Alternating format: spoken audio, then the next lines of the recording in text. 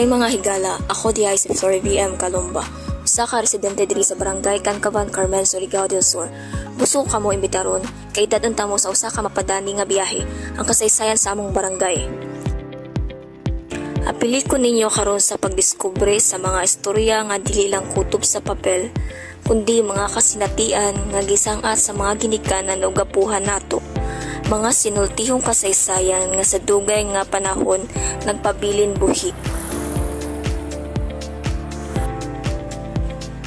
Kining among barangay gitawag og Cancaban, pero kabalo ba mo nga gikan kini sa punong kaban?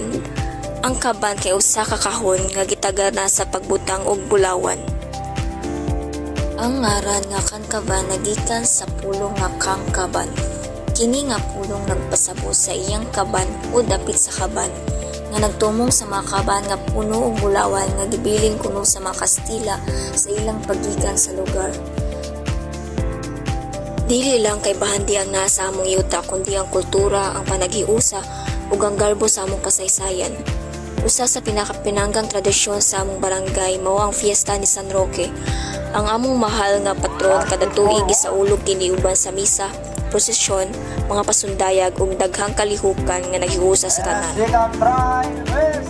Sa pagtanaw nato sa lokal ug sinultihong kasaysayan, importante nga atong susihon ug tanawon kini sa kritikal nga paagi.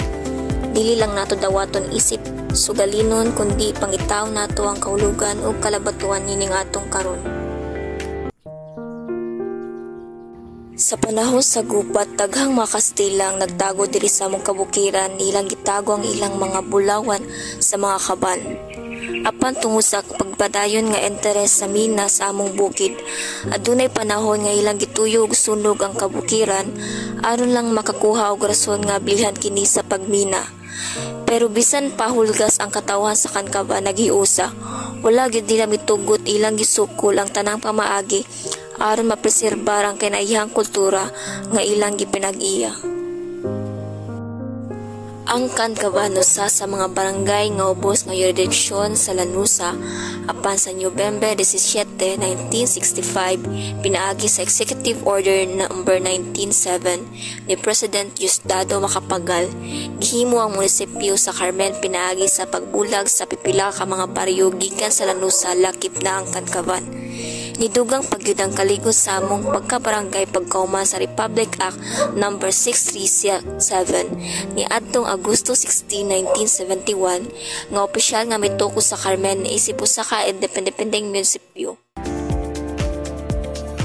Barangay Cancaban dili lang lugar nga puno og tanom ug kabukiran, kini usa ka pamana sa mga istorya sa mga katawhan nga gisukol sa kalisod ug sa mga henerasyon nga misalig sa ilang garbo ug kinaiyahan. Ako si Flor VM Calumba, usa ka proud nga taga Cancaban ug hinaot sa inyong pagsurf uban kanako karon inyong madungog ug nabati ang puso sa among barangay.